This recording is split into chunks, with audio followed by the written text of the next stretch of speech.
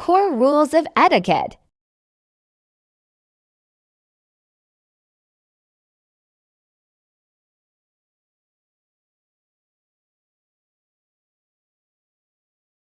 What is netiquette?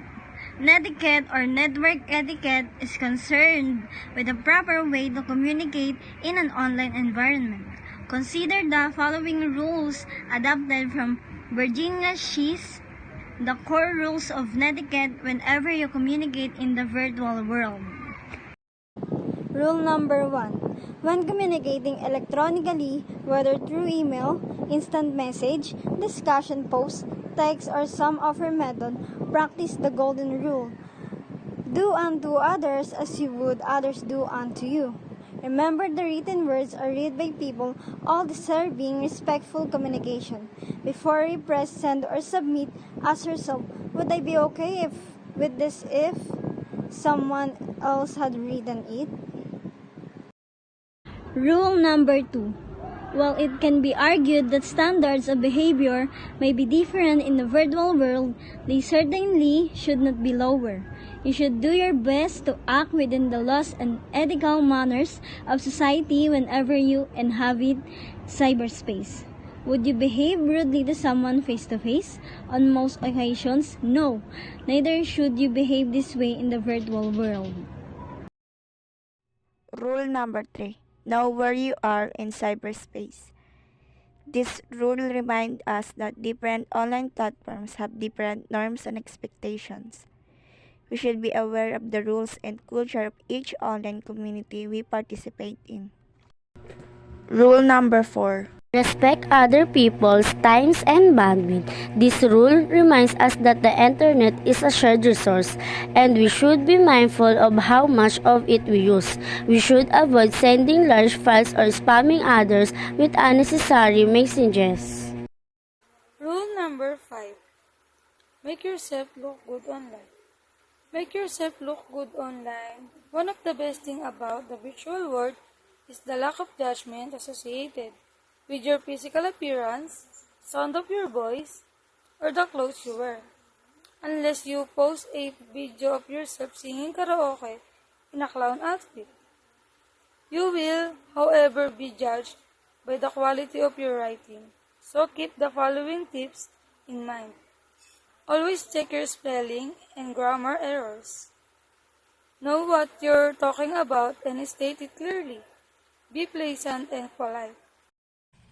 Rule number 6. Share expert knowledge. The internet offers its users many benefits. One is the ease in which information can be shared or accessed, and in fact, this information sharing capability is one of the reasons the internet was founded. So in the spirit of the internet's founding fathers, share what you know when you pose a question and receive intelligent answers. Share the result with others. Are you an expert at something? Post resources and reference about your subject matter. Recently expanded your knowledge about a subject that might be of interest to others. Share that as well. Rule number 7. Help keep flames wars under control. What does it mean by flaming and flame wars? Flaming is what people do when they express a strongly held opinion without holding back any emotion. As an example, think of the kinds of passionate comments you might read them on a sports blog. While flaming is not necessarily forbidden in virtual communication. Flame wars, when 2 or 3 people exchange angry posts between one another, must be controlled or the camaraderie of the group could be compromised. Don't feed the flames, extinguish them by guiding discussion back to a more productive direction. Rule number 8. Respect other people's privacy. Depending on what you are reading in a virtual world, be it on an online class discussion forum, Facebook page, or an email, you may be exposed to some private or personal information that needs to be handled with care. Perhaps someone is sharing some medical news about a loved one or discussing a situation at work. What do you think would happen in this information? get into the wrong hands, embarrassment, hurt feelings, loss of a job, just as you expect others to respect your privacy. So you should respect the privacy of others. Be sure to on the sides of caution with deciding to discuss or not to discuss virtual communication. Rule number 9. Don't abuse your power. Don't abuse your power just like in face-to-face situations. There are people in cyberspace who have more power than others.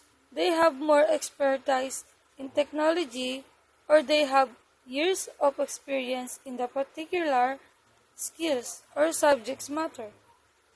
Maybe it's you who possesses all of this knowledge and power. Just remember, knowing more than others do or having more power than others may have those not give you the right to take advantage of everyone. Think of rule number 1. Remember the human. Rule number 10. Be forgiving of other people's mistakes.